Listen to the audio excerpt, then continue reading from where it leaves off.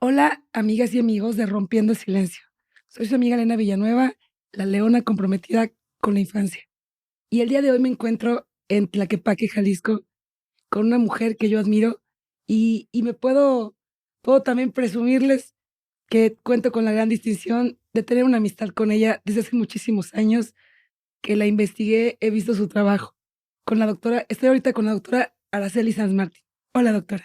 Hola, ¿qué tal, Elena? ¿Cómo estás? Muy bien, contenta de estar con usted. Qué bueno. Doctora, por favor, si pudiera decirnos su nombre completo, cuántos años tiene y a qué se dedica.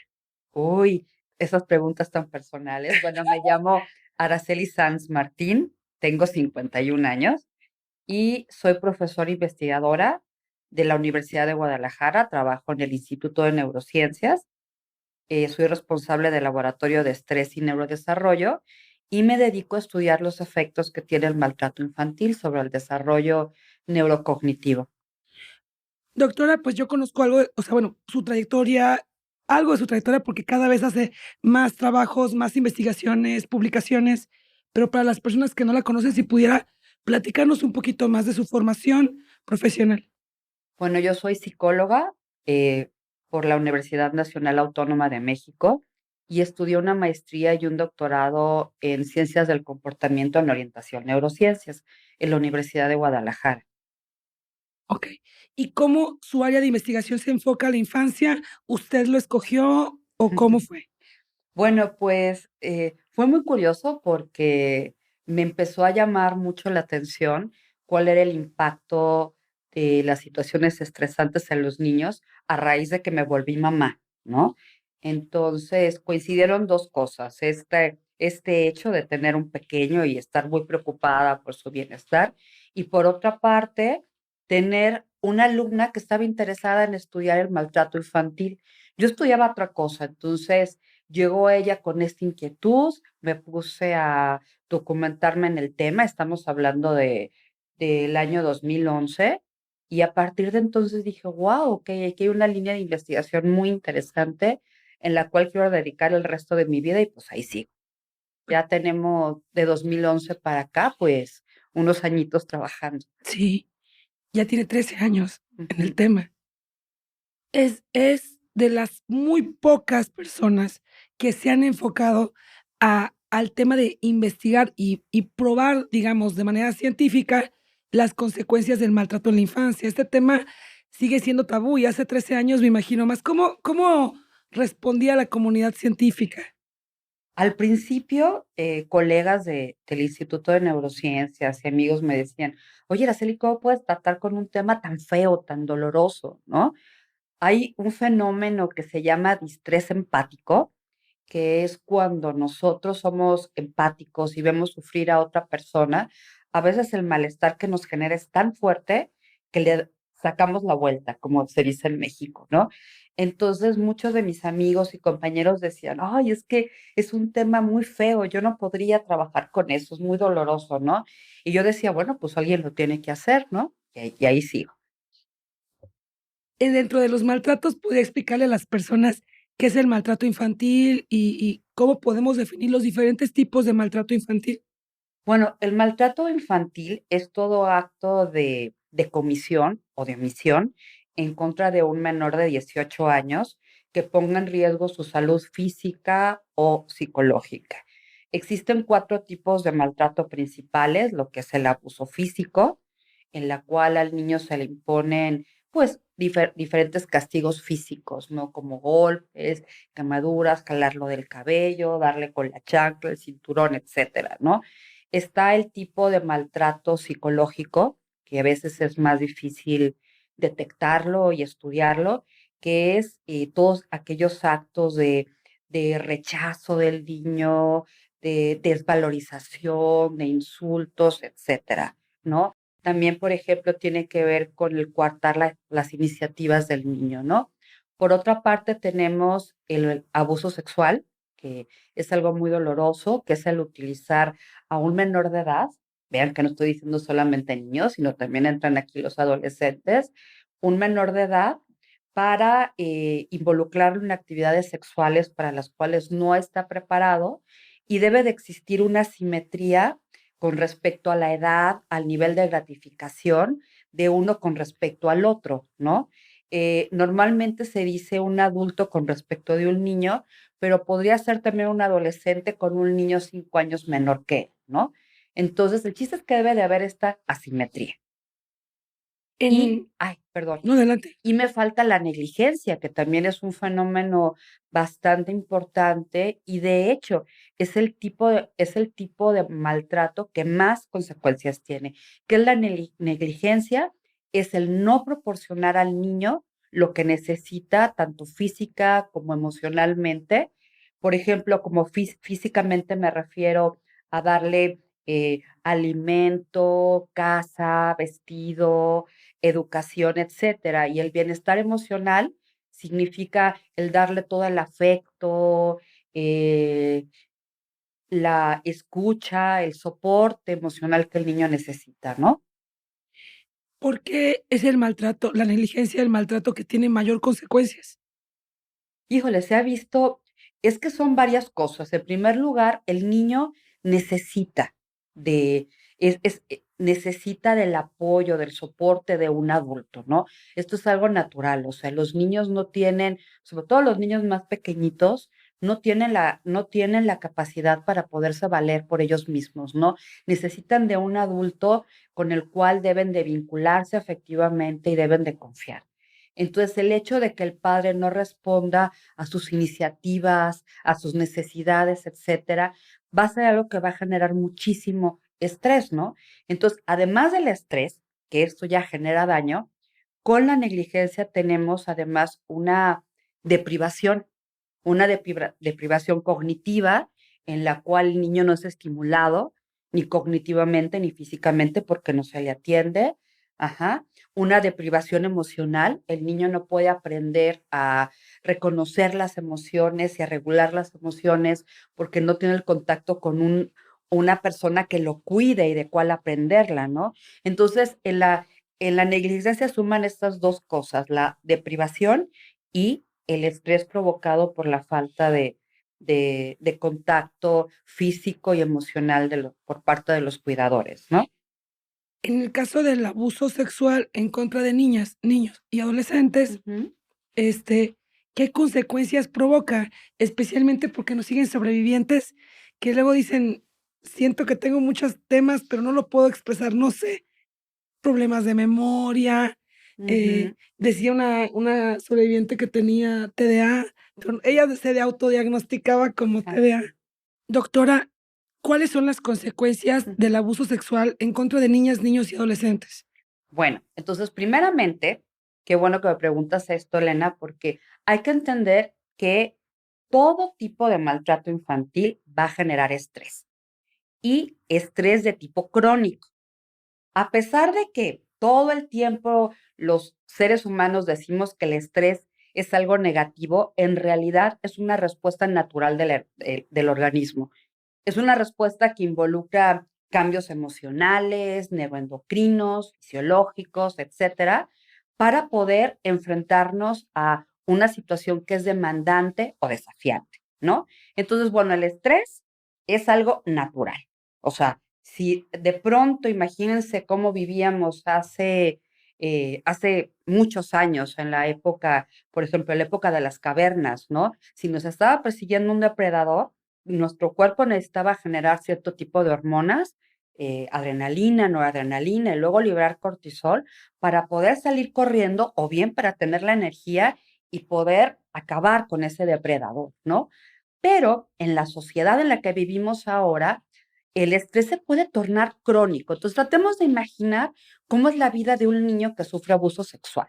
Generalmente el abuso sexual se gesta en el interior de el núcleo familiar, o bien por personas muy cercanas al núcleo familiar, que pueden ser el amigo, el compadre, el entrenador, el sacerdote, el maestro, etcétera. Personas muy cercanas. Y otra característica que tiene el abuso sexual infantil es que generalmente se da de tipo recurrente. Por lo tanto, genera estrés crónico. Y a diferencia de este estrés natural y agudo, que algunos autores llaman euestrés, porque es bueno, este ¿Cómo, estrés cómo lo llaman?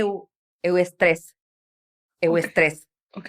este estrés crónico puede generar un montón de alteraciones, ¿no? Hay que entender que primeramente durante el estrés agudo se genera cortisol. Y este cortisol, híjole, va a propiciar que tengamos más glucosa disponible para poder salir corriendo, como ya les decía, y enfrentarnos a este riesgo o para luchar. Pero cuando se libera cortisol durante un tiempo prolongado, como pasa en el estrés crónico, entonces esta misma hormona va a tener un efecto deleterio tanto a nivel del sistema nervioso central como a nivel periférico. Entonces, ahorita vamos a concentrarnos un poquito con lo que pasa a nivel del cerebro. En el cerebro va a provocar daños en diversas estructuras, como la corteza prefrontal, el hipocampo, la corteza temporal, parietal, dependiendo del tipo de maltrato, el cerebelo, el cuerpo calloso y en general los tractos de materia blanca que conectan a una estructura con otra. Entonces, estos cambios neurofuncionales lo, eh, lo que van a provocar es alteraciones cognitivas y alteraciones en el comportamiento y en las emociones. Entonces, a nivel cognitivo se ha encontrado que hay alteraciones importantes en ciertos tipos de memoria, lo que se conoce como memoria explícita o declarativa, que es esta memoria de la cual podemos recordar las cosas de manera voluntaria. Hay alteraciones en las funciones ejecutivas.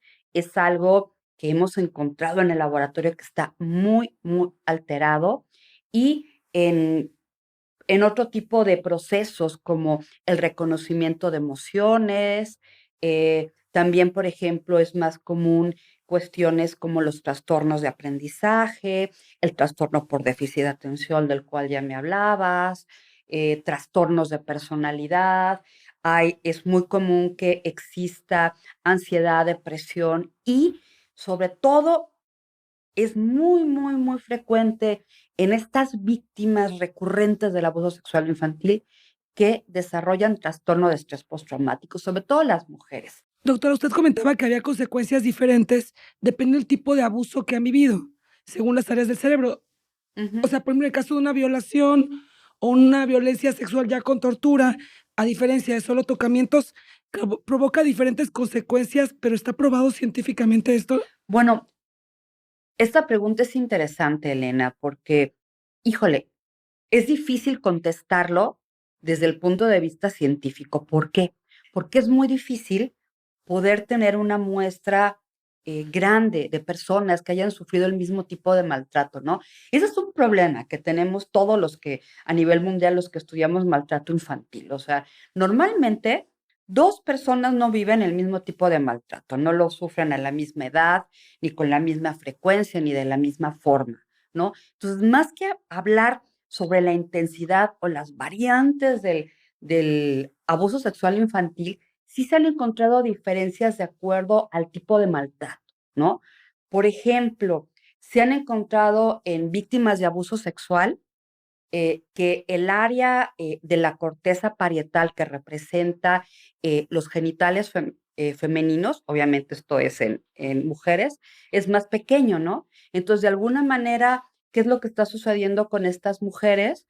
Pues que es tan traumático el estar siendo violentadas que de alguna manera el cerebro se protege haciendo el área más pequeña, ¿no? También se ha encontrado que los niños, por ejemplo, que observan mucho la violencia verbal entre los padres, tienen alteraciones justamente en las áreas del lenguaje, etcétera, ¿no? Entonces, dependiendo del tipo de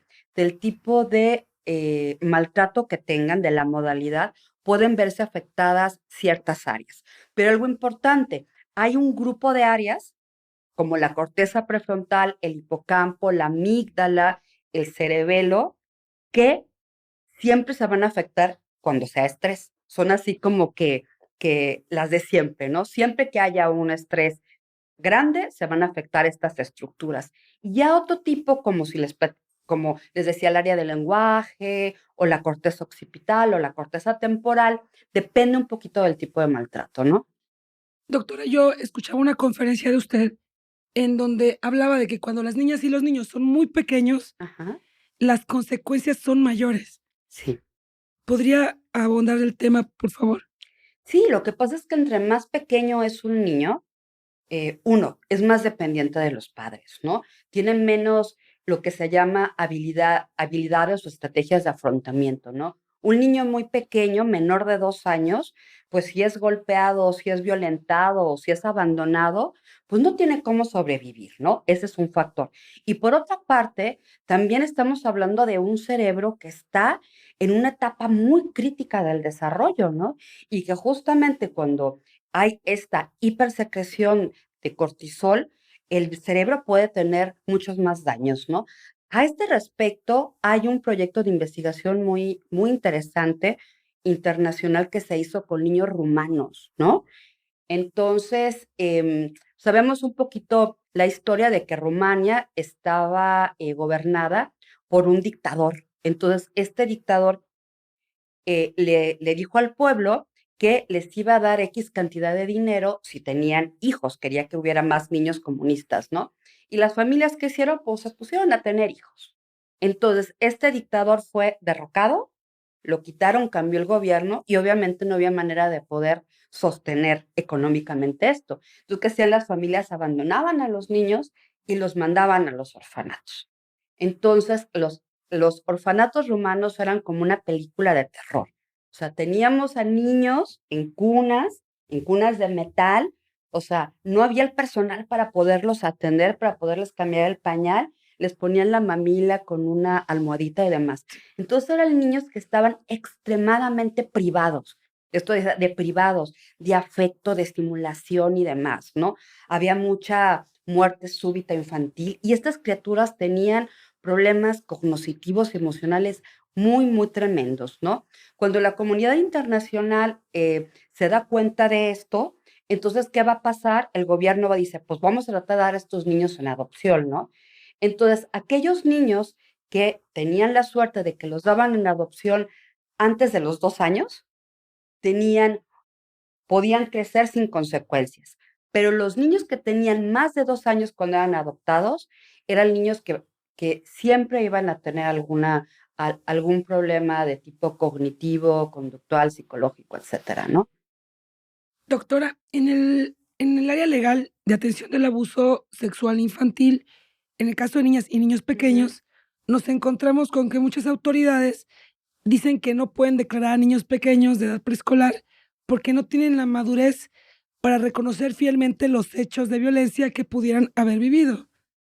En esos casos complicados, proponemos siempre que sea algo bonito para los niños, llamativo, con personajes, pero ahora sí en su materia, que son las neurociencias, sí se puede probar que hay violencia en un niño tan pequeño, ¿De qué tan pequeño estamos hablando, de Elena? 3 años de edad. Normalmente esos son los niños que las autoridades no declaran por considerarlos muy pequeños y que no podrían decir lo que les pasó. Ujú, Existen periciales psicológicas y victimológicas, ujú. pero nunca se hace una prueba, digamos, neurológica, que yo creo que Mira, nosotros hicimos una investigación en el Instituto de Neurociencias, mi laboratorio en colaboración con las doctoras Esmeralda Matute y Beatriz Beltrán, eh, y una alumna, dos alumnos de maestría, eh, Luis Miguel y Saraí, en la cual estudiamos justamente niños muy chiquititos, niños que estaban institucionalizados desde pequeñitos, eh, por dos tipos de razones. Razón número uno, que habían sufrido negligencia severa o las madres consumían drogas. Entonces eran pequeñines que desde chiquititos, casi desde que nacían, en los hospitales públicos eran retirados porque las mamás estaban muy mal por las adicciones. Y tenemos otro grupo de pequeñitos que había sido retirados por cuestiones más de violencia, de golpes y este tipo de cosas. El abuso sexual a esa edad no es tan frecuente. Entonces, básicamente era maltrato físico, ¿no? O negligencia y abandono. Entonces, lo que nosotros pudimos ver es que en ambos casos tanto estos pequeñitos que eran retirados porque la madre era dependiente de las drogas, como los niños que habían sido maltratados, tienen un retraso muy importante en el desarrollo, en todos los dominios cognitivos, ¿no? Lenguaje, el dominio cognitivo, el dominio psicoemocional y demás. Entonces, lo que sí podemos ver es que puede haber edades en las cuales el niño tal vez no esté en situación de hablar, porque ahorita voy a platicar que también puede haber alteración del lenguaje con el maltrato, ¿no? Entonces, claro que sí, pero sí existen herramientas, como les repito, como valoraciones neuropsicológicas, que sí nos podrían ayudar. No nos van a decir, este niño sufrió maltrato, pero sí nos pueden decir, este niño tiene un retraso en el desarrollo, ¿no? Entonces, es una herramienta más que pueden tener los psicólogos forenses y los abogados para establecer el diagnóstico y casi no se usa, ¿eh? Nunca lo he escuchado en un proceso legal. También hay otro proceso legal, que es Ajá. la evaluación del daño. Ujú, Y en la evaluación del daño creo que va muy de la mano con esto que esta materia que atienden, la neurociencia, ujú. porque se pide a una psicóloga poner las posibles consecuencias y los daños del abuso en los niños.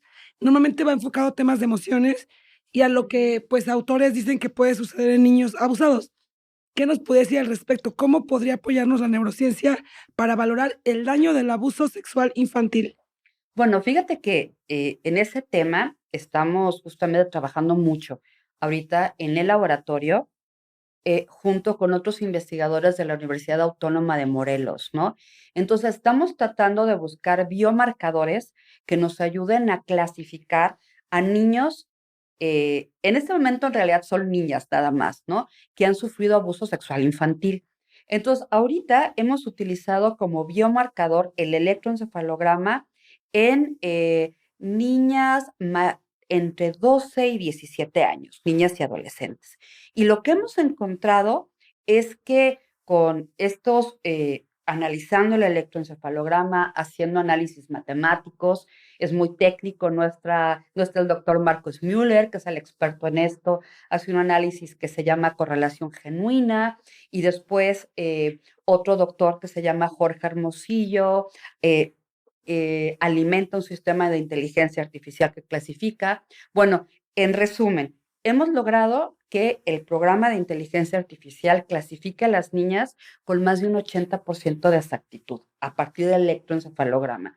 Esto quiere decir que sí pueden existir biomarcadores que otra vez no creo que nunca podamos decir 100% este niño sufrió abuso, pero que sí podrían complementar todas las estrategias que ya maneja la ley, ¿no? Que se deben de utilizar para determinar si un niño ha sufrido abuso sexual y también para poder estimar el daño, ¿no? O Exactamente. sea, si nosotros, o sea, además de los problemas emocionales, que es algo que tal vez la gente está más consciente, se evalúa, por ejemplo, el daño cognitivo que puede haber y cómo, y los trastornos de aprendizaje y demás, todas las secuelas que puede haber en el maltrato, pues obviamente se podría estimar muchísimo mejor el impacto que tiene el daño, ¿no?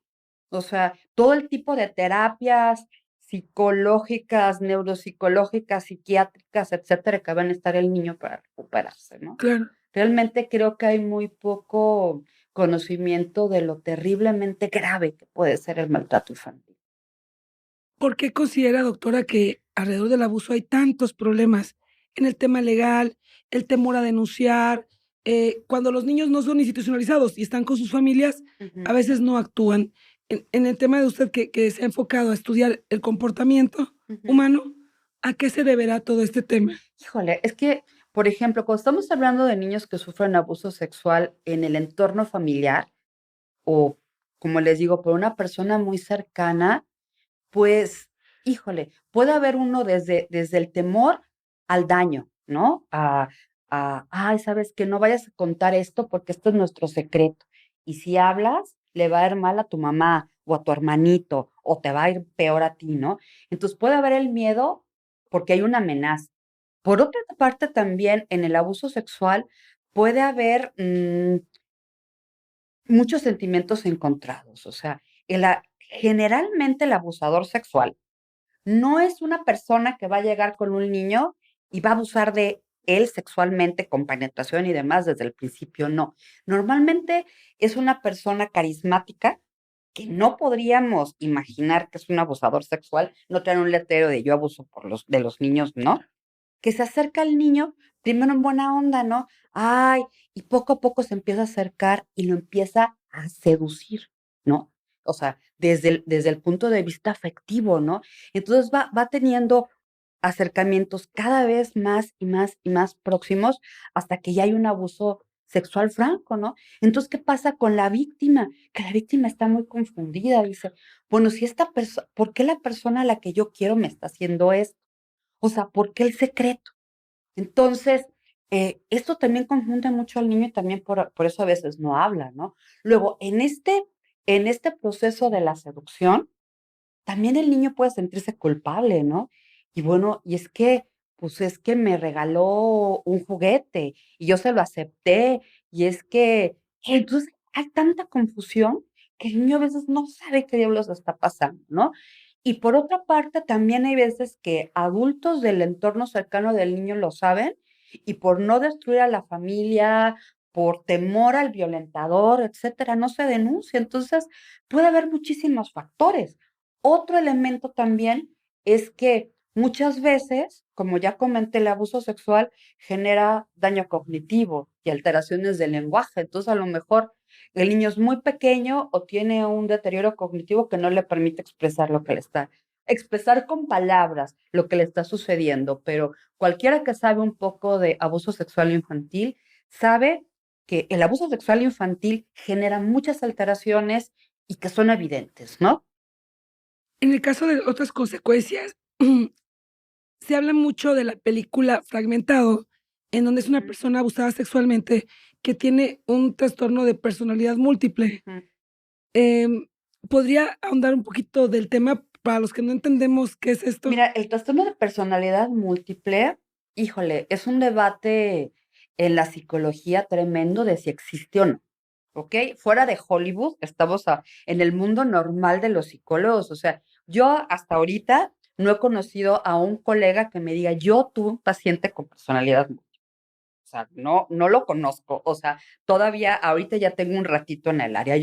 Entonces, hay mucha controversia. Si realmente es un trastorno como tal o es algo que puede generarse a partir de ciertas terapias psicológicas mal aplicadas, ¿no? Como puede ser la hipnosis clásica.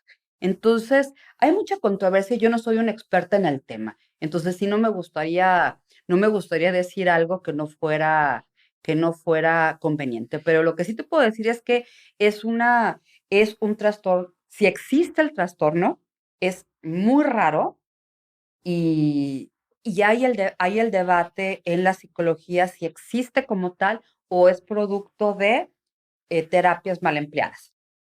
En el caso también de consecuencias del abuso, he escuchado a las psicólogas hablar de el trastorno límite de la Ah, personalidad. este sí es muchísimo más común, Elena. O sea, o sea, el trastorno límite de personalidad o como decimos nosotros, los psicólogos, el TLP, para que sea más cortito, es una consecuencia, sí, bastante común. Entonces, ¿qué es el trastorno límite de personalidad?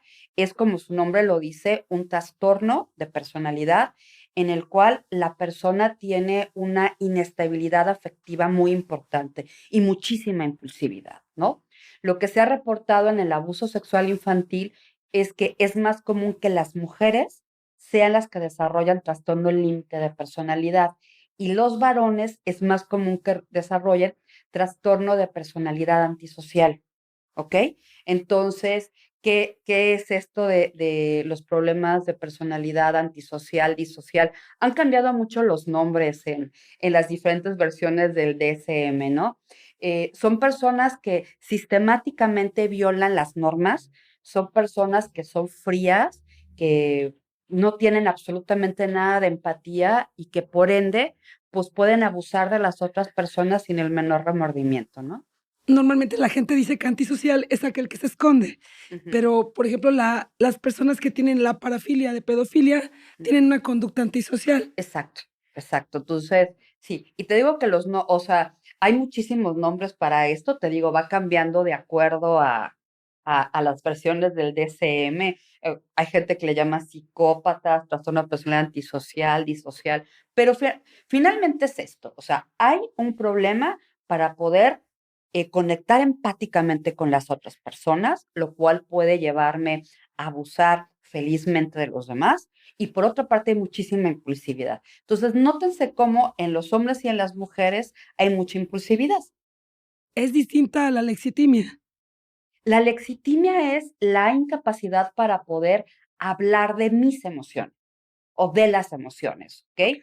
Y la empatía es la capacidad de poder resonar, de poder resonar emocionalmente con otra persona. Es decir, yo te veo llorar y entonces yo siento tu tristeza y lloro contigo. ¿Me explico? Entonces, en las personas que tienen este tipo de trastorno de personalidad antisocial, pueden ver que estás triste, pero este reconocimiento de la tristeza es algo cognitivo. No están resonando, su cerebro no está recreando la emoción de tristeza como pasa en una persona que no tiene este trastorno, ¿no? He escuchado que son personas que planifican en lo oculto acciones en contra de la sociedad. Hablamos de secuestradores, personas que Ujú. cometen, delinquen. Eso sería una conducta antisocial. Sí, fíjate que esto que comentas es muy importante.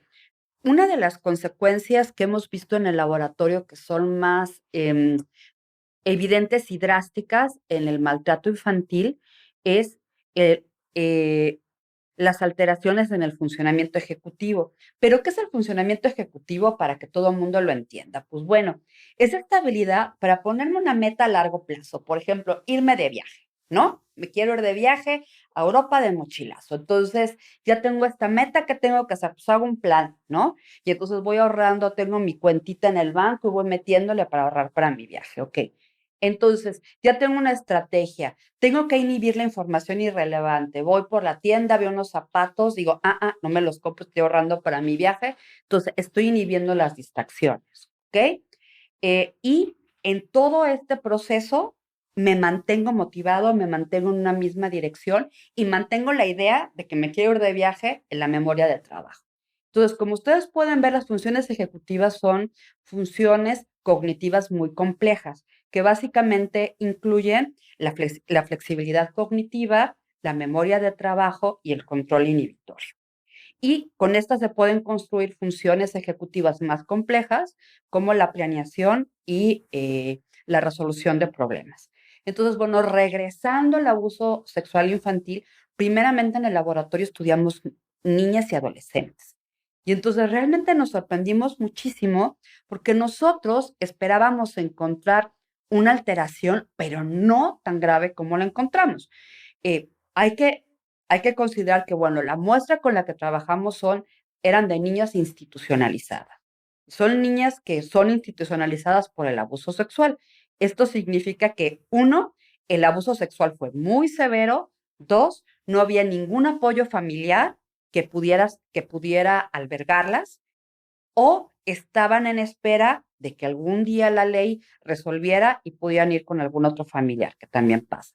Entonces, lo que pasaba regresando a las funciones ejecutivas, lo que encontramos es que las niñas, cuando las comparábamos con el grupo control, que eran niñas con el mismo coeficiente intelectual, con el mismo nivel educativo y el mismo estatus socioeconómico, estaban dos desviaciones estándar por debajo de la norma, ¿no? O dos desviaciones estándar que las niñas control. Las niñas control, a pesar de que eran de un nivel socioeconómico medio-bajo, estaban en la norma y las otras niñas no. O sea, la alteración era tan grave como si hubieran tenido una lesión franca en el lóbulo frontal. Ojo, uno de los controles que tuvimos para seleccionar a esta muestra de niñas es que no hubieran tenido algún tipo de traumatismo cráneoencefálico. Entonces, bueno, podemos atribuirle este deterioro en el funcionamiento ejecutivo al abuso sexual infantil, la negligencia y todo el maltrato y las condiciones en las cuales ellas vivieron. Entonces, bueno, esto era lo que pasaba con las niñas, ¿no?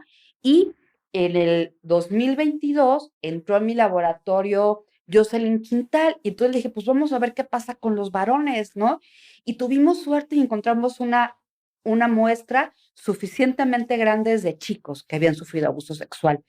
¿Por qué digo suerte? Porque aunque el abuso sexual infantil en varones es muy común, también es mucho menor la denuncia por todas las cuestiones eh, que conlleva, ¿no?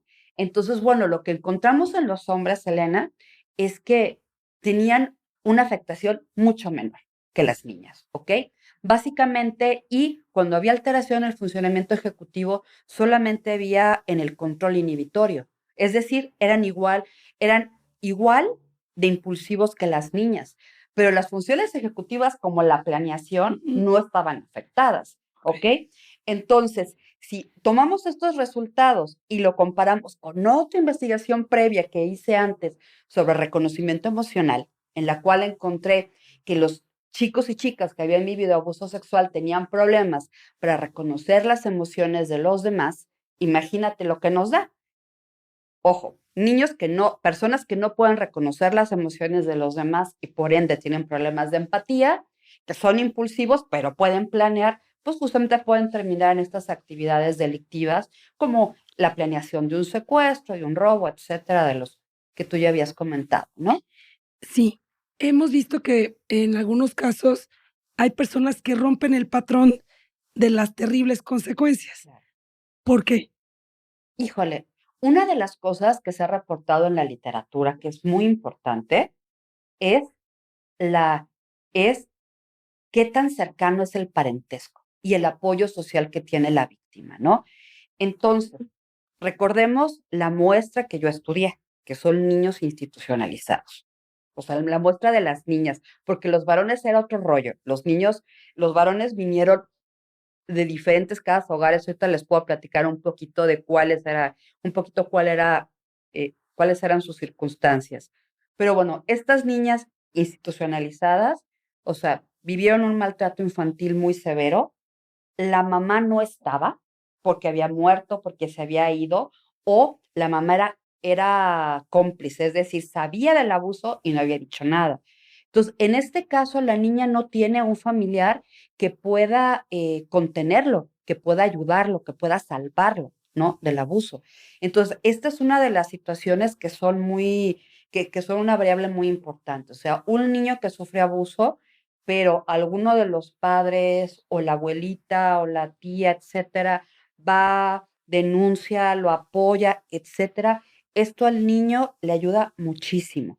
Otra de las cosas que se ha visto es la cercanía. O sea, no es lo mismo que sea el compadre lejano el que abusa del niño a que sea el papá, ¿no? O sea, aquí el vínculo y la confianza y todo y el amor, o sea, está mucho más trastornado, ¿no? Otro tipo de variable que tiene que ver es la edad del niño, el sexo, ¿ok? El tipo de abuso, etcétera, ¿no?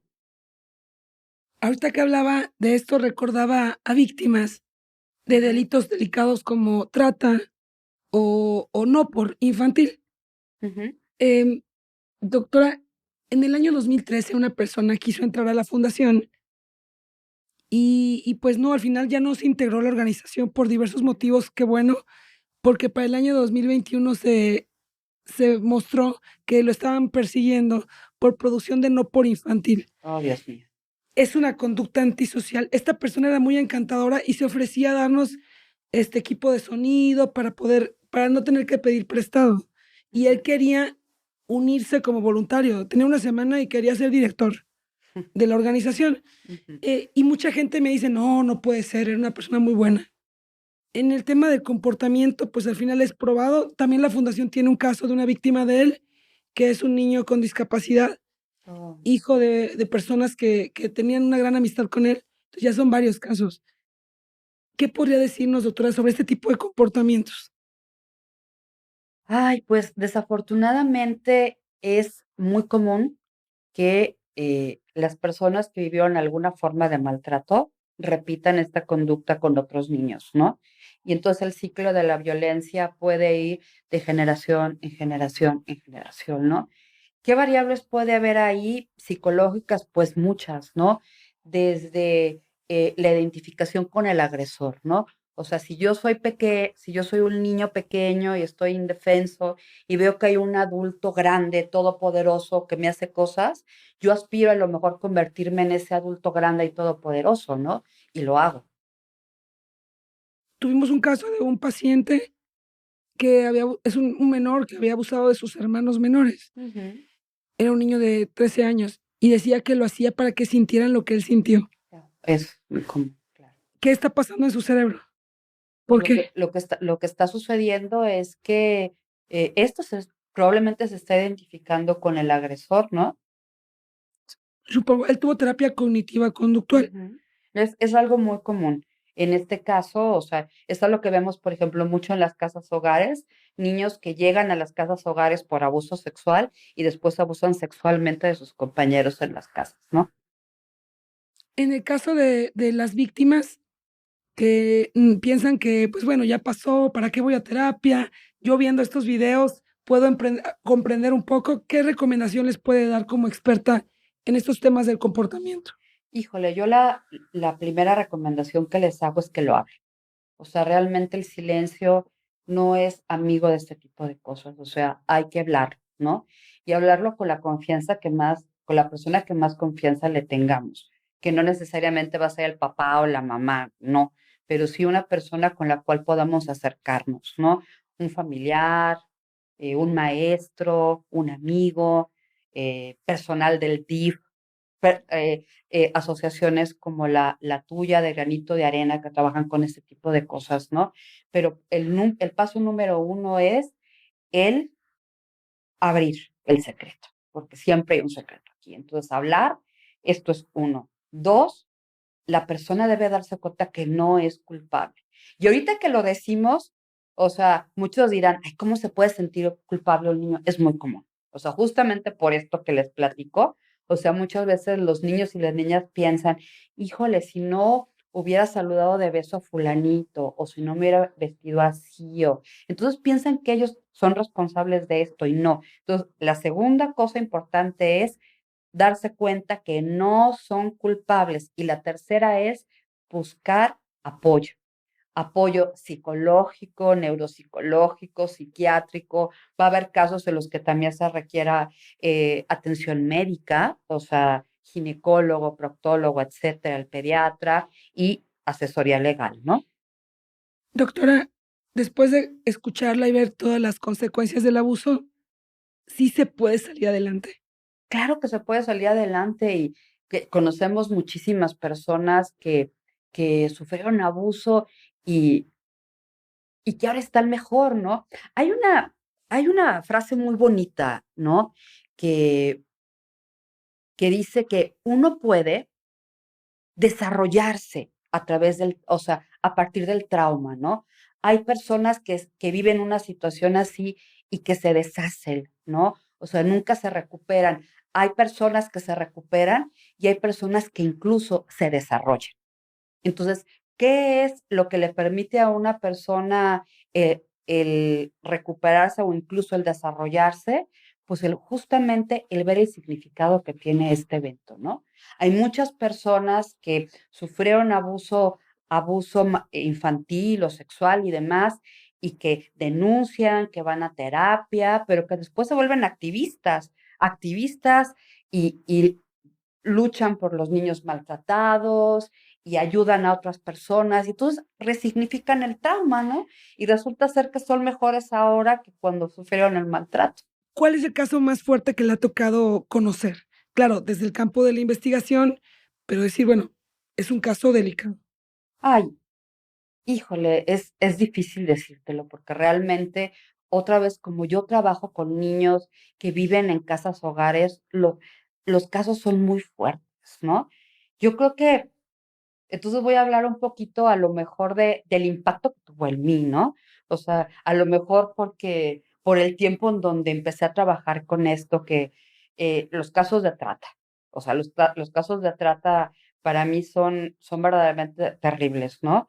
Conocí el caso de una niña que vivía en una comunidad rural, que fue secuestrada por estos grupos de la delincuencia organizada y que pues lo obligaban a prostituirse. Fue de los casos más tremendos, ¿no? ¿De qué Y edad? O sea, yo la conocí ya viviendo en una casa hogar a los 14 años, entonces fue muy, muy chiquita cuando fue secuestrada, como a los 10 11 años, ¿no? Entonces, además, toda la tortura psicológica que le infringían para obligarla a delinquir era espantoso, ¿no? Y además de este tipo de actividad sexual, en la cual ella era esclava, porque obviamente ella no le pagaba, ella no recibía el dinero por esta actividad, sino que otros la estaban explotando. Además, como había sido secuestrada por esta banda de delincuencia organizada, ella fue testigo, por ejemplo, de asesinatos, de este tipo de cosas que suelen hacer estos, ¿no? Entonces yo creo que este ha sido el caso que más me ha impactado, ¿no? Y esta niña en particular, ¿qué consecuencias tenía? Eh, Ella tenía un trastorno de estrés postraumático terrible, o sea, ella no podía dormir, tenía pesadillas casi todas las noches, siempre estaba ansiosa y tenía muchos problemas en el funcionamiento ejecutivo y en la memoria y demás, ¿no? Las personas que vivieron abuso cuando eran niños y que ahora son adultos, ¿pueden tener también trastorno de estrés Claro, postraumático? claro. De hecho, o sea, puede ser que toda la vida tengan trastorno de estrés postraumático o puede ser que tienen trastorno de estrés postraumático, de repente cesan los síntomas y de pronto en el medio ambiente hay un evento que lo dispara y puede resurgir. Entonces, por ejemplo, claro que puede haber trastorno de estrés postraumático por abuso sexual infantil en las personas.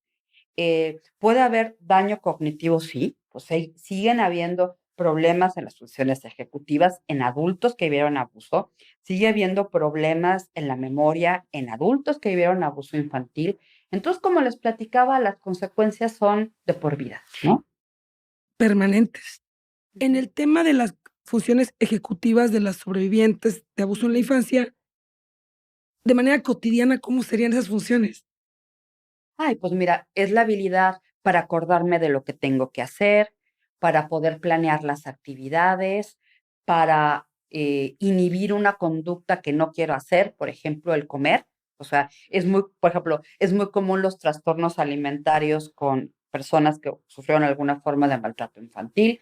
Entonces, no puedo parar de comer, o sea, no puedo parar de tomar alcohol o de consumir una droga, ¿ok? Una persona me dice algo y entonces no puedo inhibir mi respuesta emocional. ¿Qué otra cosa? No puedo cambiar la estrategia que estoy utilizando para resolver un problema, sino que me quedo en lo mismo. Puedo ponerme distraído, o sea, de repente, como digo, se me olvidan las cosas, se me va la onda. eh, Procrastino. ¿Qué significa procrastinar? Que digo, mañana hago lo que no quiero, lo que no me gusta, mañana apago, mañana recojo, mañana lavo los platos al ratito, ¿no? Esta es otra conducta bastante común. Y la toxicomanía, es decir, las adicciones, Ujú. ¿por qué algunas personas presentan tantas adicciones? Es una comorbilidad muy frecuente con el maltrato infantil. Hay estudios desde la neurociencia que nos pueden dar luz al respecto, ¿no? Y el primer factor que importa es que hay un sistema en el cerebro que se llama el sistema recompensante. No sé si la audiencia alguna vez ha oído hablar de él. Es un grupo de estructuras que están en una parte del cerebro que se llaman los ganglios basales y que reciben proyecciones de un neurotransmisor que se llama dopamina, ¿no? Entonces, por ejemplo, en condiciones normales, si nosotras hacemos algo que nos gusta, por ejemplo, nos comemos un chocolate, ¿no? O estamos viendo una película o estamos enamorados y demás, pues se activa este circuito de la recompensa, ¿no? Si de pronto nos llega un billete, si de repente vemos que Hacienda nos regresó impuestos, alguna de estas cosas interesantes donde hay una ganancia, wow, se activa el sistema de la recompensa, ¿no? Entonces, bueno, se han hecho experimentos en los cuales se tiene personas que sufrieron maltrato infantil y se les pone un juego en donde ganan dinero, ¿no? Entonces, mientras que las personas normales, uff, se activa súper padre el circuito de la recompensa, en las personas que vivieron maltrato, no. O sea, se activa poquito. Entonces, ¿qué va a pasar? Que las personas que vivieron maltrato van a necesitar estímulos muy poderosos para tener la misma situación de poder. Entonces, si para una persona que no vivió maltrato ir al cine es recompensante, a lo mejor el chico que vivió maltrato va a necesitar algo más intenso, como meterse una sustancia, ¿no? Además, otra de las cuestiones, además de que necesitan más placer, necesitan más estímulos para obtener placer, hay otras cuestiones que también son interesantes. Recordemos que había impulsividad, ¿no? Entonces, bueno, si soy impulsivo, pues voy a tener menos capacidad de poder decir que no cuando me ofrezcan una droga. Otra de las cosas que ya hemos platicado es que hay mayor probabilidad de tener depresión o ansiedad y las drogas de abuso pueden aliviar temporalmente los síntomas, ¿no? Entonces, como podemos ver, genera una serie de consecuencias que va a predisponer a las personas a que fácilmente puedan engancharse con el consumo de una droga. ¿Es lo mismo esto que una personalidad límite? No necesariamente, o sea, no todas las personas que consumen una sustancia pueden tener trastorno de personalidad límite, no. Pero las personas que tienen trastorno de personalidad límite por esta impulsividad que tienen, pues es más o sea, pueden más fácilmente engancharse con una sustancia porque no pueden decir que no, ¿ok? Esa parte de vivir al límite. Claro, o sea, al límite de las emociones. Además, ya platicábamos que en el trastorno límite hay una gran inestabilidad emocional, ¿no? Entonces, claro, si yo consumo una sustancia que de pronto me hace sentir bien cuando estoy deprimida o que me hace sentir relajada cuando estoy ansiosa, pues voy a buscarlo, ¿no? En el caso de las personas que tienen alguna situación de estas, ¿pueden salir adelante? ¿A qué te refieres con? Que tengan ya un tema de no poder decir que no, que vivieron abuso, que tienen muchas de las consecuencias de las que hablamos. Claro, es que siempre se puede salir adelante, ¿no? Pero hay que buscar ayuda. Ahora bien, la ideación suicida, doctora, cuando una persona tiene estas ganas de morirse, Ujú, que sería, pues, esta depresión crónica o ujú. trastorno depresivo mayor. También, por ejemplo, en el trastorno límite de personalidad es muy común la ideación y el intento suicida, ¿no? ¿Qué es lo que hay que hacer? Otra vez, buscar ayuda. O sea, buscar ayuda de un especialista que te ayude a ver que esos pensamientos que te están llevando a pensar que la vida no tiene sentido, de que todas las personas que te rodean estarían mejor si tú no estás, que te des cuenta que estos pensamientos son irracionales y que no es así. Y si lo necesita la persona, también puede ser que algún medicamento le ayude, ¿no?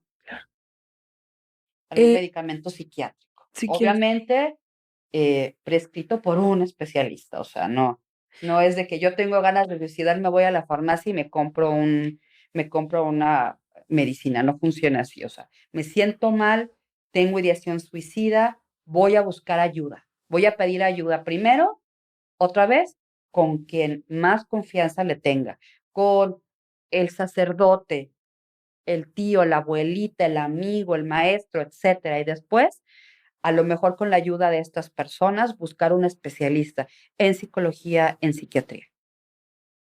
y también en neurología se puede, ¿verdad, doctora? Sí, también en neurología. En el caso, por ejemplo, de personas que tuvimos en su momento ideación suicida o lo intentamos, Ujú. hay personas que dicen: "Es que yo no puedo comprender lo que piensa una persona". Y también es muy difícil de explicar. Y quería pedirle, por favor, que les explicara qué es lo que esa persona vive, porque es muy fácil señalarla y juzgarla como cobardes, quieres llamar la atención, más en adolescentes. Ujú. ¿Qué es lo que están viviendo estas personas? Híjole, es que yo creo que todas las personas que hemos tenido alguna vez ideación suicida, realmente tienes un sesgo cognitivo. ¿Qué es un sesgo cognitivo? O sea, algo le pasa a tu mente que no puedes ver más que las cosas feas de la vida, ¿no? O sea, puedes tener un montón de cosas buenas, porque siempre en cualquier historia, agarremos la historia de cualquier persona, siempre hay luz y hay oscuridad.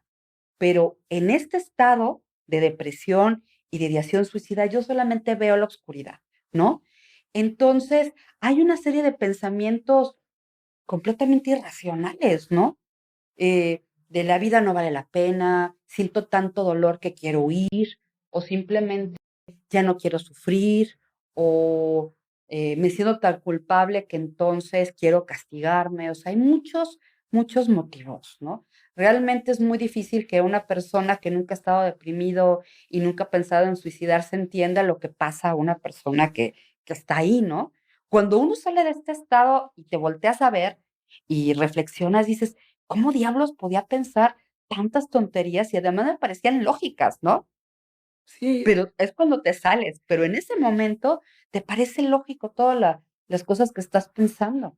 Por eso es muy importante que acercarte a alguien que te digas, oye, ¿sabes qué? Elena, Araceli, eso es tu mente, no es la realidad, ¿no? sí, claro. Doctora, una pregunta, en el caso de las autoridades y los niños pequeños, retomándolo Ujú, nuevamente, en ocasiones dicen: "No, puede haber evidencia médica del daño, como infecciones, enfermedades de transmisión sexual", pero las autoridades dicen: "No, no podemos declarar a un niño pequeño, por ende, no se puede realizar". ujú. ¿Qué sugerencia puede dar usted que ha trabajado, digo, desde otro campo, con infancia, pero con su formación también en psicología? ¿Qué se puede hacer? ¿Qué podrían intentar estas autoridades para que estos niños y niñas puedan hablar? Para siquiera darles la oportunidad, ¿en qué condiciones podría ser? Otra vez es que hablar depende de la edad y del daño que tenga el niño. Entonces, o sea, el abuso sexual infantil y todas las formas de maltrato van a generar cambios en los niños. Ahora, es importante que ninguno de estos cambios es sinónimo de que esté el abuso, ¿ok? Pero algo que es bien importante es ver el antes y el después. O sea, el niño se iba desarrollando de cierta manera y a partir de cierto momento ya no controla esfínteres, tiene conductas hipersexualizadas, de repente ya no quiere ver a ciertos familiares o de repente tiene un pudor excesivo, no quiere que lo vean o empieza a ser agresivo con sus compañeritos. O sea, ahí el niño no está hablando verbalmente, pero la conducta nos está diciendo que algo está pasando. Entonces, claro que se puede investigar, ¿no? O sea, normalmente para dar el diagnóstico, en estos casos en donde no hay eh, una prueba física, ginecológica o médica de que hay de que hay el abuso sexual, porque puede haber muchas maneras de practicar un abuso que no impliquen penetración. O sea, los cambios conductuales, emocionales y cognitivos del niño pueden ser una evidencia de que algo está pasando. En el caso, por ejemplo, de niños que presentan enuresis, que se hacen pipí nuevamente cuando Ujú. ya lo controlaban, en el caso de niños que se muerden las uñas, tienen temor a ser bañados, tocados o a ciertas personas, nos encontramos el otro panorama que es el legal, que dice: "No, no puedo hacer nada al respecto", ¿no? Y llegan los familiares: "Es que el niño tiene estas conductas". ¿De qué manera podría apoyarnos la ciencia, la neurociencia, a poder probar que algo está pasando? Como te digo, yo creo que el seguir buscando biomarcadores, o sea, ciertas medidas biológicas, cognitivas, que nos puedan indicar que algo está pasando en el cerebro y en el cuerpo del niño, ¿no? Todavía no lo tenemos, Elena, o sea, todavía no tenemos la herramienta, pero yo confío a partir de lo que hemos encontrado y todo lo que se ha reportado en la literatura, que vamos a estar en un futuro próximo la posibilidad de poder generar estrategias basadas en biomarcadores y con la ayuda de la inteligencia artificial para poder diagnosticar a los niños. En la actualidad, por ejemplo, con electrocefalogramas o pruebas que puedan medir la segregación de cortisol, sí también podría abonar en este Sí momento. podría abonar. Como te digo, o sea, una prueba de cortisol nos puede decir, ay, el niño tiene estrés, pero no podemos saber cuál es la causa del estrés, ¿no? Claro. Sin embargo, un niño muy pequeño que tiene muy elevado el cortisol, o sea, pues no se necesita ser como que muy inteligente para saber que el niño está viviendo estrés y en su círculo cercano, ¿no? Porque es el círculo donde vive el niño, ¿no? Digamos que un niño que ya se probó que vivió tocamientos legalmente, Ujú, está en su proceso y luego le piden a las psicólogas que hagan un informe de evaluación del daño. ujú. Ahí también las autoridades podrían utilizar estas pruebas. Exacto. Es que normalmente las variables cognitivas que son tan afectadas por el maltrato infantil no las utilizan como evidencia, ¿no? Sí. Y son precisamente las pruebas fehacientes de que hay Entonces, un daño. el niño tiene retraso en el lenguaje, en el desarrollo psicomotriz, o sobre todo lo que hemos encontrado que más se afecta es desarrollo psicoemocional, desarrollo del lenguaje y desarrollo cognitivo. En los niños pequeñitos, hasta los 6 años que han sufrido maltrato, ¿Y ¿no? cómo se puede observar esto para los que no sabemos? Con pruebas especializadas, ¿no? Sí las hay en esos Sí, momentos. y las hay en México, y una de las pioneras en desarrollar pruebas neuropsicológicas para evaluar niños en México es la doctora Esmeralda Matute, que también trabaja en el Instituto de Neurociencias, y tenemos muchas herramientas para hacerlo. O sea, las pruebas sí las hay, y hay instrumentos que han sido validados en México, que es muy importante no utilizar la prueba que se usó en España o en Estados Unidos y nada más las traducimos al español, sino usar pruebas que fueron validadas en niños mexicanos. Pues sí las hay, entonces hay que usarlo también. O sea, en todo nuestro menú de evidencias, o sea, entre lo mucho, lo poco que nos puede decir el niño, los cambios en la conducta, lo que juega el niño, ajá, los cambios, por ejemplo, que puedan observarse en herramientas como el electroencefalograma, los niveles de cortisol, etcétera. O sea, podemos ir armando el rompecabezas, y claro que sí se puede hacer una evaluación mucho más certera de lo que está pasando, ¿no? Maravilloso. Ahorita en YouTube hay un debate acerca de los peritos y ciertos peritajes, especialmente en grafología, Mm, que se ha comprobado, pues, que no es tal cual una ciencia. ujú. Pues, qué bueno que tenemos este panorama, que sí existen pruebas que se pueden emplear en niñas y niños en la actualidad con validez en temas de neurociencia y demás, y psicología también. ¿Algo más, doctora, que quisiera agregar? Creo que algo en lo que también mucho hay que trabajar es en la intervención, Elena, porque la mayoría de las instituciones, tú no me dejarás mentir, porque tú tienes mucha experiencia con la tuya, con Granito de Arena, llegan los niños y se les da como que la atención inmediata, ¿no? Entonces, bueno, hay que trabajar la denuncia y hay que trabajar el trastorno de estrés postraumático y la neuresis, o sea, como que la crisis, ¿no? Pero una de las cosas que es importante también, como ya platicaba, es que el maltrato infantil pues va a generar daños a largo plazo, ¿no? Entonces es muy importante trabajar la parte cognitiva, y la parte cognitiva y conductual se puede trabajar con muchas herramientas, ¿no? En el laboratorio también hemos trabajado con una herramienta que actualmente está muy de moda por su utilidad y por todos los beneficios que se ha encontrado, que es el entrenamiento en atención plena, o mejor conocido como mindfulness, ¿no? Entonces, nosotros hemos trabajado con niños y adolescentes que han sufrido abuso sexual infantil. Les hemos dado un entrenamiento más o menos corto de mindfulness de 8 semanas, y hemos encontrado que la capacidad de los niños para poder inhibir su conducta y para poder regular sus emociones se incrementa, ¿no? Y disminuyen, por ejemplo, los síntomas de trastorno de estrés postraumático. Entonces, una de las ventajas que tiene el mindfulness, este entrenamiento en mindfulness, en comparación a otras estrategias, es que es costo eficiente. ¿Por qué? Porque podemos aplicarlo de manera grupal. Entonces, cuando nosotros estamos sobre todo en las organizaciones no gubernamentales o en los hospitales o las clínicas públicas, hay pocos recursos económicos. Entonces, diseñar terapias grupales puede ser más conveniente, más barato que diseñar una terapia personalizada, ¿no? Con esto no estoy diciendo que el entrenamiento grupal vaya a suplir la terapia individual psicológica, son cuestiones complementarias, pero sí me parece muy importante que en el tratamiento de las víctimas, si algo que consideren los abogados para estimar el daño, es que los niños tienen que aprender a autorregularse e inhibir su comportamiento, y que para esto necesitan un tratamiento de otro tipo, ¿no? Que Sí, va claro. más allá del rescate emocional. Va más allá de la típica terapia que se promueve, que es la terapia individual, sino que Ujú, también hay estas otras actividades que ujú. el ser necesita. Sí, a mí una de las cosas que me preocupa mucho, Elena, en este sistema mexicano de institucionalización, realmente cuando un niño sufre abuso y finalmente habla y no hay nadie en su familia que lo protege, pues va a dar a una institución. Y muchas instituciones, cuando el niño cumple los 18 años, sale de la casa hogar, el gobierno o la institución se lava las manos y no sabemos qué pasa con ellos. Entonces, hay diferentes modelos y hay diferentes tipos de instituciones.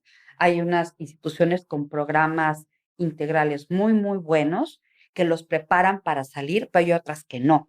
Entonces, este tipo de terapias en atención plena, en autorregulación, pueden ser terapias además que preparan a los niños para salir al mundo exterior y poderse enfrentar a la sociedad, ¿no?